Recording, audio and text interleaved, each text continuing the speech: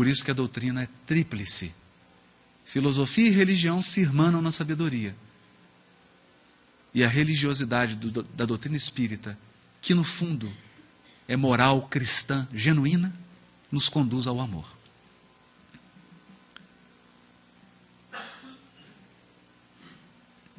Agora, nós vamos tratar de uma questão interessantíssima desse seminário. André Luiz, no Evolução em Dois Mundos, utilizando uma terminologia adequada ao século XX, vai chamar esses seres de co-criadores em plano maior. Então existe um Criador, que é Deus. E nós co-criamos. Deus dá argila e nós moldamos a argila. Como nós somos pequeninos, somos criadores, co-criadores em plano menor. Mas essas inteligências aqui são co-criadores em plano maior. Em hebraico, chamam eles de Meshá, um ungido. O ungido. O que era um ungido? Era a cerimônia de coroamento de um rei. Derramava-se o óleo sobre a cabeça dele, isso é a unção, é o derramamento do óleo. E o ungido é um machá. Ungido em grego, Christos, é um ungido também. Aquele sobre quem foi derramado o óleo. Por que derramado o óleo? Porque ele foi eleito para governar. Esse é o sentido de Messias e de Cristo. Que Platão vai chamar na República de demiurgo. Demiurgo. Platão dirá assim na República: os mundos têm aqueles que os formaram, são os demiurgos. Terminologias diferentes. O importante não é a terminologia, é a ideia. Mas quem são eles?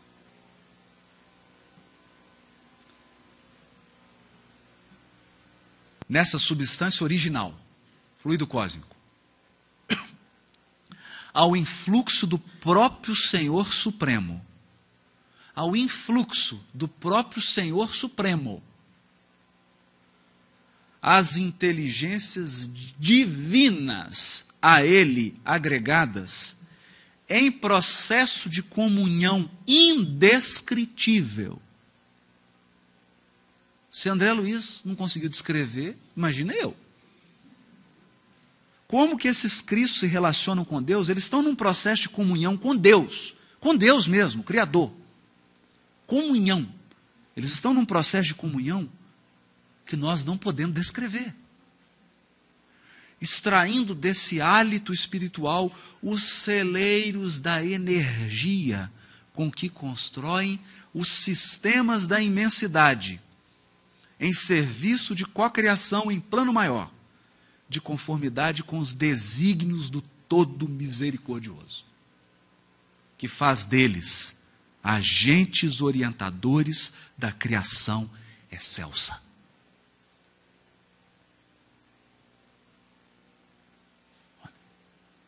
Nós estamos falando de algo grandioso. Nós estamos falando dos engenheiros, dos arquitetos de Deus, Criador das diretrizes, e eles, em serviço de cocriação em plano maior, se transformam em agentes orientadores da criação excelsa. Eu conheço um deles. Nasceu lá na Galileia. Vocês também conhecem. Todos aqui conhecem. Todos aqui já ouvimos a voz dele. Gênesis capítulo 1, versículo 1. Primeiro versículo da Bíblia hebraica. É um desafio. Sabe o que está dito lá? Bereshit bara Elohim et hashamayim ve'et haaretz. Entenderam? No princípio, bara. Traduziram. Criou. Bara não é criar. Bara é formar, moldar, plasmar. Elohim é Deus no plural. O céu, no plural? Mas eu achei que era um Deus só. Não é um Deus só. Você não está entendendo? Procurando na tradição judaica, a interpretação do primeiro versículo da Bíblia hebraica. O que eles dizem? Encontrei um comentário de um sábio antigo. Ele dizia assim: Deus dispunha de um conselho de anjos, a quem ele consultava para criar. Conselho. Por quê? Porque, na verdade, eles não criam, eles formam. Quem cria é Deus. Deus cria o fluido cósmico. Os co-criadores apenas moldam essa argila e formam uma imensidade de mundos, de galáxias, de nebulosas e de outras coisas que nós nem sabemos que existem. Revista Espírita de 1868. Revista Espírita. Kardec. Mensagem de Lacordaire, dada em Paris em 1862 a Allan Kardec. Ao lado de Deus. Eu vou ler de novo. Ao lado de Deus estão numerosos espíritos chegados ao topo da escala dos espíritos puros.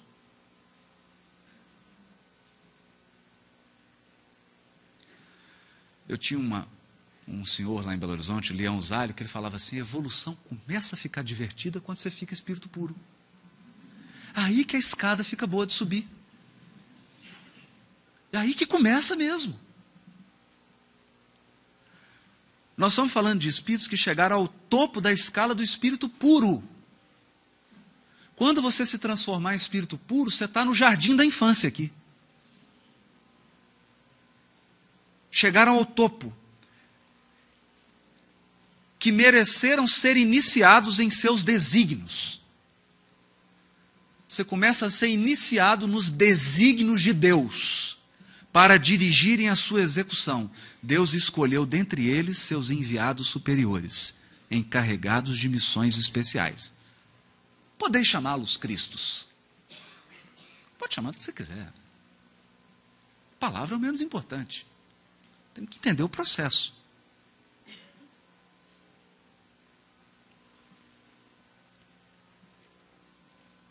Os Messias, Revista Espírita ainda, agora São Luís, seres superiores, chegados ao mais alto grau da hierarquia celeste, depois de terem atingido uma perfeição que os torna infalíveis daí por diante.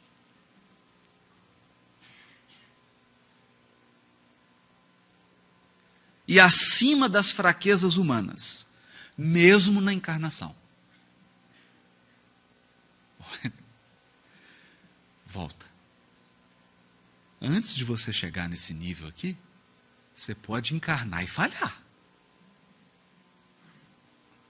Quando Alcione sai lá de Sírios, o orientador dela fala: você tem certeza que você vai, minha filha? É arriscado. Muitos saem daqui nesse tipo de missão, que é recuperar um coração amado, e não voltam.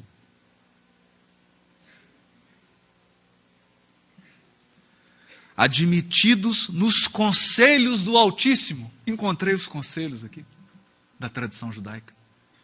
Admitidos nos conselhos do Altíssimo. É a diretoria de Deus.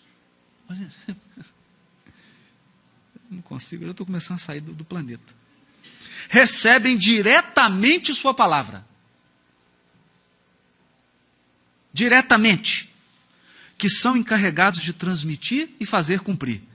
Verdadeiros representantes da divindade, da qual tem o pensamento. É entre eles que Deus escolhe seus enviados especiais, ou seus messias, para as grandes missões gerais. Nós recebemos um desse aqui.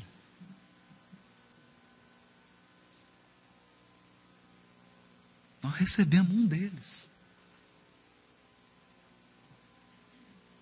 E ele falava com ele, eu e o Pai somos um.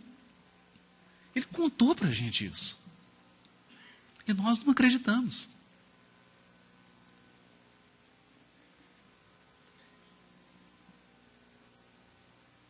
A caminho da luz. Capítulo 1. Rezam as tradições do mundo espiritual que na direção de todos os fenômenos do nosso sistema existe uma comunidade de espíritos puros e eleitos pelo Senhor Supremo do Universo, em cujas mãos se conservam as rédeas diretoras da vida de todas as coletividades planetárias. Parece uma poesia esse parágrafo do Emmanuel. Comunidade de espíritos puros. São os Elohims. Esses são os Elohims. É a comunidade de espíritos puros. Ciclo é o movimento de rotação de um corpo celeste em torno de outro. A rotação da Terra em torno do Sol dá o que nós chamamos de ano. Nós chamamos de ano. A rotação da Lua em torno da Terra dá o que nós chamamos de mês. Não tem jeito de medir um ciclo por outro.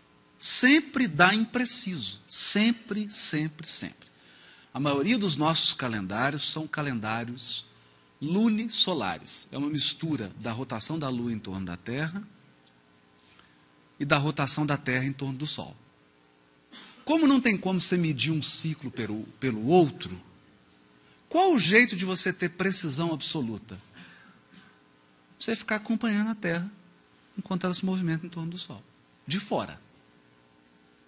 Então você tem que ter uma nave espacial e ir movimentando com a Terra. Nós vamos dar dados cronológicos aqui, mas isso não pode ser interpretado ao pé da letra, porque nós estamos medindo um ciclo pelo outro. Não vai dar exato. Então, esse acontecimento dura tantos anos. Como é que eu meço o movimento de rotação do sistema solar em torno da constelação de Hércules por ano? Sendo que ano é a rotação da Terra em torno do Sol. Como é que mede isso? Não tem como medir. São dados aproximados. Dados aproximados. O que já nos advertiu Jesus. Daquele dia e hora, nem o Filho, nem os anjos do céu sabem, mas só meu Pai. Porque os ciclos vão se ampliando e nós vamos perdendo referência. Vamos perdendo referência. Então aqui é preciso ter só esse cuidado. São medidas aproximadas. Mas o segredo aqui é que tudo é cíclico. Cíclico. Primavera, verão, outono, inverno. As fases da lua.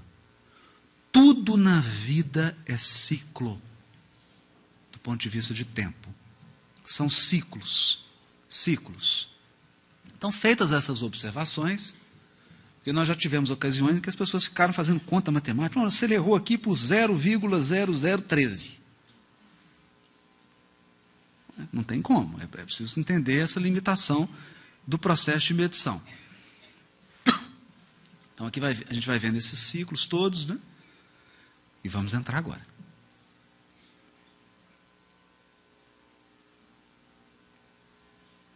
Aragô. Nós tiramos essa informação aqui do livro da Federação Espírita do Paraná, escrito pela Malena, em que ela trabalha cada vulto da codificação, e esse é um vulto extraordinário. Esse homem foi físico, astrônomo, nasceu em 1786, na França, publicou obras em 13 volumes, e além disso, ele ocupou o cargo de deputado, ministro da Marinha e ministro da Guerra. Um homem engajado politicamente, uma grande inteligência. Uma grande inteligência. E na Revista Espírita, conta de quem que ele é. Ele é a encarnação de quem? Eu não vou contar. Podcast com Henrique Baldovino, nós vamos dizer quem é. Bom, o que esse homem diz no livro A Gênese? Agora vamos começar. Cada corpo celeste, Lua, Terra, Marte, Vênus, Sol, etc, etc, etc, etc, Via Láctea, cada corpo celeste, além das leis simples, né, que presidem a divisão dos dias e das noites, das estações, etc. Isso é o simples. Isso é o que todo mortal sabe. Primavera, verão, outono e inverno, dia, noite. Todo mundo sabe isso. Todo mundo sabe que é cíclico. Por exemplo, agora nós estamos no verão em Curitiba, né? Todo mundo sabe, porque isso fere os nossos sentidos físicos. O que o Arago está dizendo aqui? Transcenda. Transcenda. Não existe um princípio de simetria na lei divina? Então começa a usar a lei raciocinada. Quando Jesus conversa com o centurião de Cafarnaum, ele fala assim: Senhor, tem um servo doente em minha casa. Jesus fala: eu irei e lhe darei saúde. Ele fala: não, mestre, não precisa não. Não precisa só ir lá em casa. Eu sou centurião. Eu tenho soldados às minhas ordens. Eu digo para o soldado assim: soldado, sim senhor, vá em tal lugar e cumpra essa missão. O soldado vai.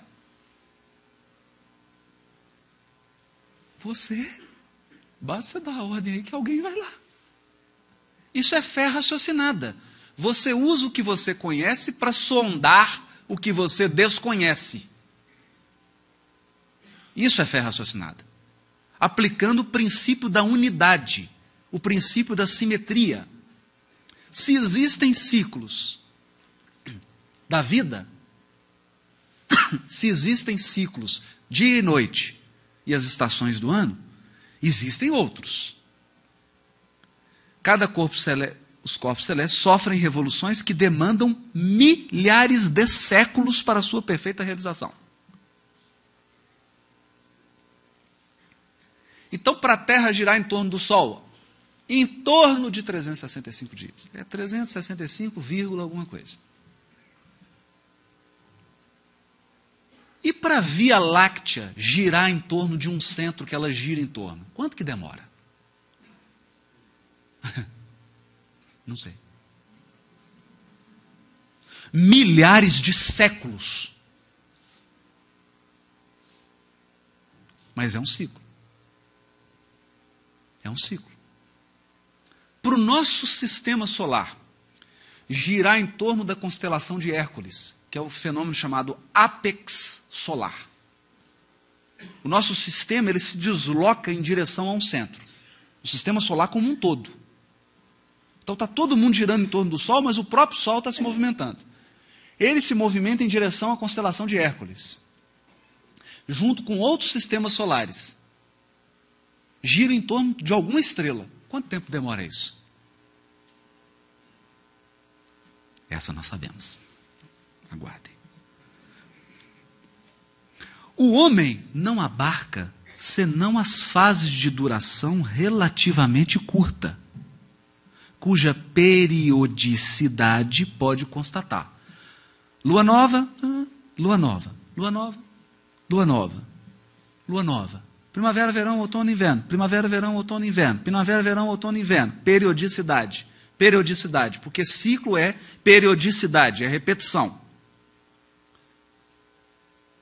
Mas como é que você vai verificar a periodicidade de um ciclo que dura milhares de séculos? Se a gente vive aí entre 70 e 100 e poucos. Como é que verifica isso? É isso que ele está dizendo. Mas há umas que compreendem longas gerações de seres e mesmo sucessões de raças.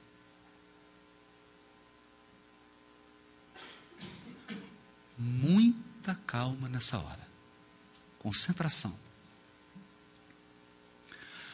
Há ciclos astronômicos que regem as sucessões das raças no planeta Terra. É isso que esse gigante está dizendo. É isso que ele está dizendo. Ele vai dizer mais. Num mesmo sistema planetário, no caso, por exemplo, sistema solar, todos os corpos que dele dependem reagem uns sobre os outros.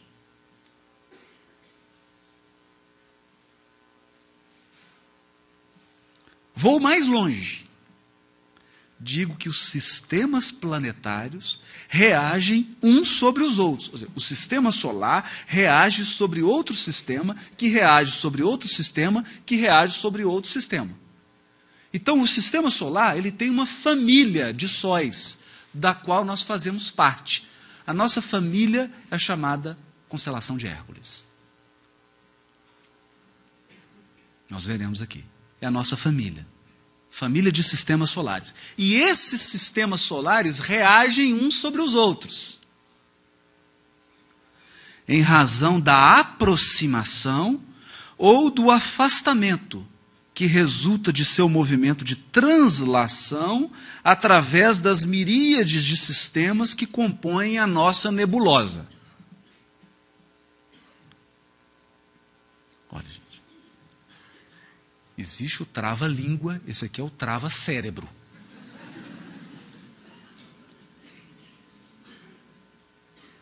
Esse aqui é trava-cérebro.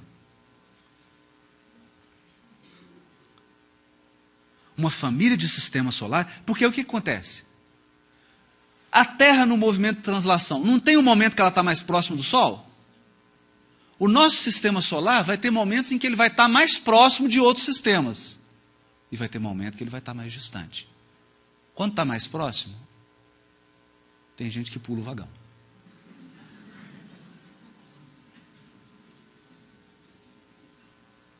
Tem gente que pula o vagão. Tudo harmônico, não tem mágica.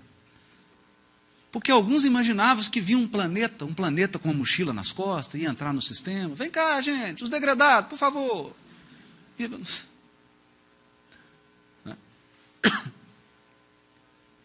Uma harmonia.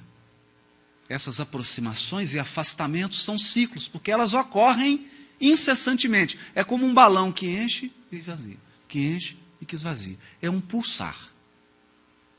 É uma batida do coração. É uma batida. O que Aragô está dizendo? Eclesiastes. Há um tempo determinado para cada coisa debaixo do sol. Onde você está? Debaixo do sol. Há um tempo determinado para cada coisa. Há tempo de semear, há tempo de colher, há tempo de nascer, há tempo de morrer. Há um tempo. Qual é o relógio? É um relógio suíço? Não. É o relógio cósmico.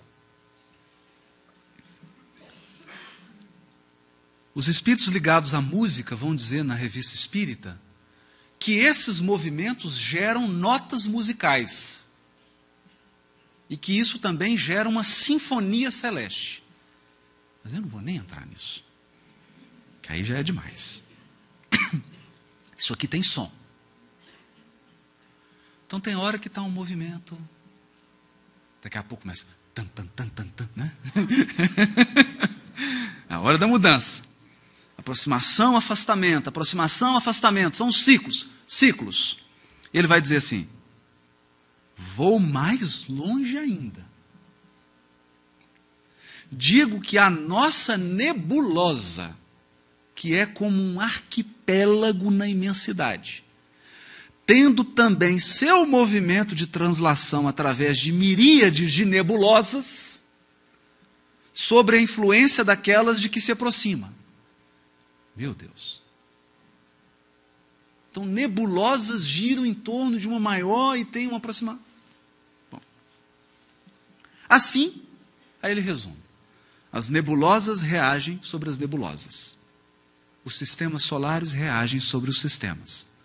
Como os planetas reagem sobre os planetas, como os elementos de cada planeta reagem uns sobre os outros, e assim sucessivamente, até o átomo. Ou como os poetas podem ver na escuridão, dizia o poeta inglês: arranca uma rosa e você tocará uma estrela. Porque está tudo em conexão. Está tudo conectado. E aí, olha o que ele vai dizer. Essa efervescência social, a princípio inconsciente, que não passa de um vago desejo. Hoje, está todo mundo agitado, está todo mundo correndo, parece que o tempo passando mais rápido, uma efervescência, um desejo de mudança, todo mundo querendo mudança, uma aspiração indefinida por algo melhor, uma necessidade de mudança, traduz-se por uma agitação surda, todo mundo inquieto, depois por atos que levam às revoluções morais, as quais, crede-o bem, também tem sua periodicidade, como as revoluções físicas, porque tudo se encadeia. Tudo se encadeia. O chamado renascimento grego, Sócrates, os grandes. Depois, Renascimento, Revolução Francesa, efervescência. São as mudanças. Começa a caminhar lento, de repente vem aquela efervescência e dá um salto. Isso tudo é cíclico. Nós estamos falando de uma lei. Quem está dizendo isso? Capítulo 8. Não, desculpa. Capítulo 18, item 8 do livro A Gênese de Kardec. Está lá. Bom.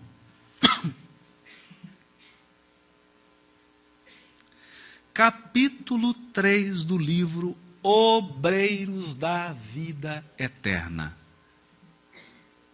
Vocês se recordam quando se materializa na cidade de nosso lar um espírito chamado Asclépios? Ele se materializa em nosso lar. Pouca evolução. Coisa simples. Começam a fazer pergunta para ele. O que ele faz? Ele está com um pergaminho na mão. A pessoa pergunta uma coisa, ele abre um pergaminho e cita um versículo do Evangelho.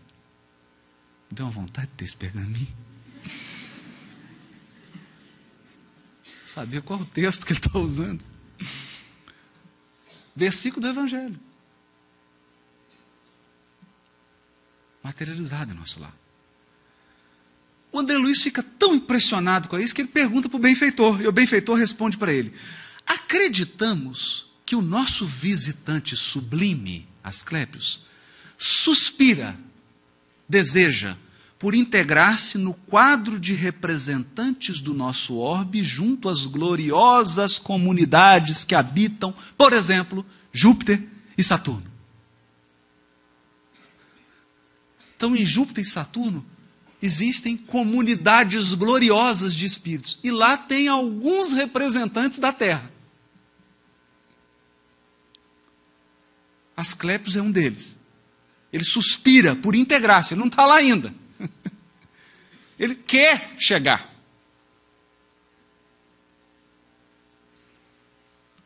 Os componentes dessas, ou seja, quem vive em Júpiter e Saturno, nessas comunidades gloriosas, o que eles querem? Esperam, ansiosos, o instante de serem convocados às divinas assembleias que regem o nosso sistema solar. Então quem está lá fala assim, eu estou assim, tem um condomínio lá no sol.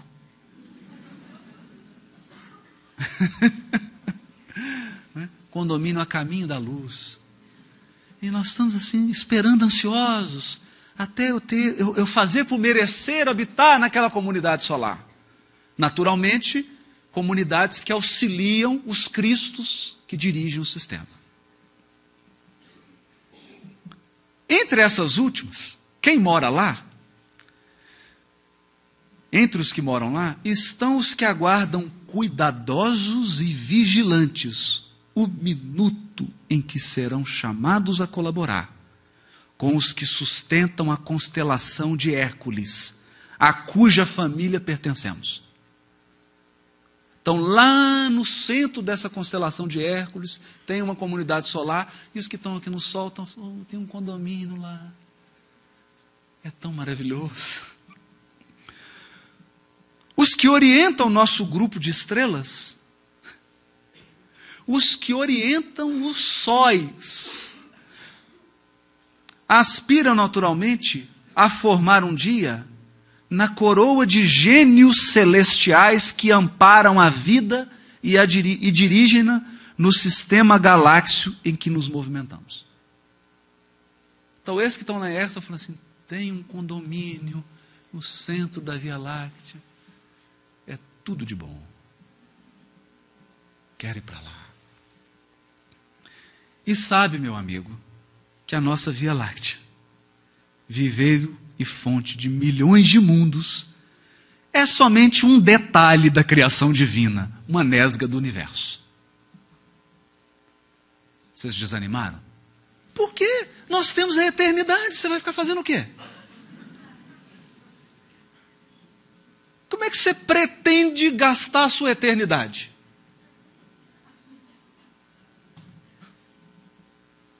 Tem que ter um objetivo infinito. Infinito.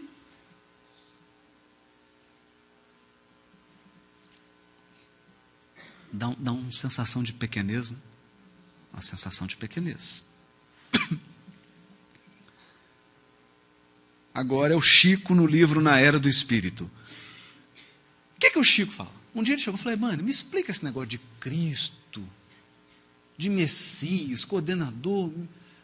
Aí o Chico falou, o Emmanuel falou, Chico, isso é complicado, meu filho, você não vai conseguir entender. Não, mas explica. Então tá, você está preparado? Eu vou te levar para uma viagem. E começou a levar ele para o mundo espiritual e abriu-se um painel diante dele.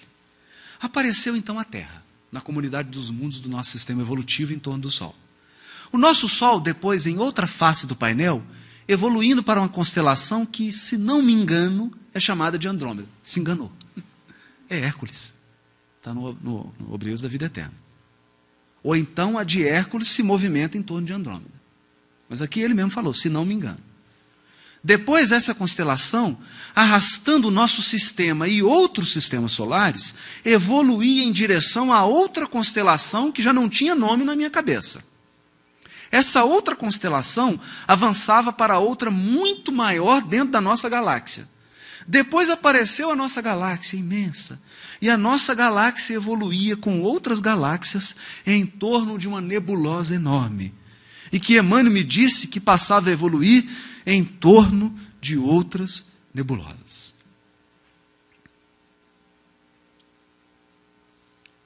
Porque tudo está dentro da ordem divina. Cada mundo, cada sistema, cada galáxia, orientados por inteligências divinas, e Deus para lá disso tudo, sem que possamos fazer-lhe uma definição. Senti uma vontade enorme de voltar para minha cama e tomar café quente.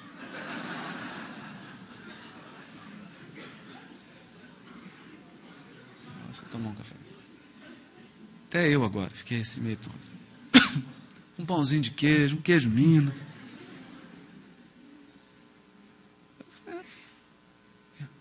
E Deus para lá disso tudo. para lá disso tudo.